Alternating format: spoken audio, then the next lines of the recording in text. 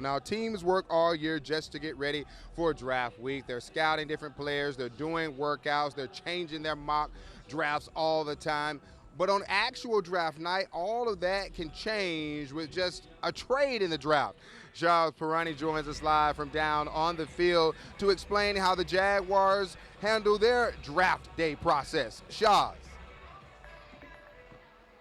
Yeah, Chris, as soon as the NFL draft order is released, chaos begins, right? The rumors start who's going to move up to get a quarterback, who's going to make those draft day trades to get who they really need, and this is all part of a game that general managers play that is called the NFL draft. Now, Jags GM Trent Baalke is used to making these trades, right? Last year made 3 of them, 2 of them in the first round, moving back twice. So he's not scared to make these game time decisions. So we take a little look into the thought process that goes behind these big decisions.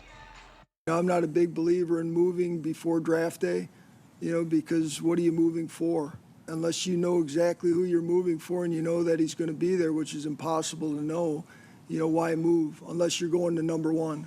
Well, at least we know general manager Trent Baalke won't be making any trades before the draft, but he does have conversations with teams prior about potential moves. We know who's willing to move, and we've had preliminary discussions on what that looks like, what it's going to cost to move up there to the 12 or 13 or 14 or 15 or whatever the number is, and then you wait till draft day to figure out whether you're going to do it or not. Once draft day approaches, the Jaguars still have to wait quite a bit to see if it's worth even trading up. You really aren't going to know what we're going to do until maybe the 12th or 13th pick. Then we'll look at the opportunity to potentially move up, and if we get to 16 like we did last year and somebody calls and there's a chance to move back 1 or 2, you just don't know.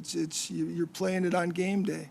Even if Baalke trades up, it doesn't mean it'll always be the best decision. We've spent 360 some days putting this thing together, and to try to make something happen and force something to happen sometimes backfires on you. You chase something that and it doesn't pan out, so you lose out there, and then you lose out on the guy that you would have picked or the 2 guys you would have picked with the other picks you gave up. So if you're going to move up, you better be right.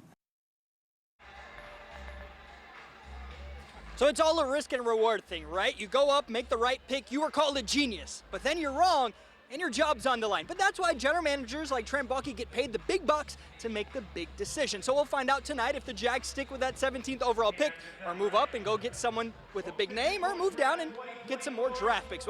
All that we'll find out later tonight. Chris?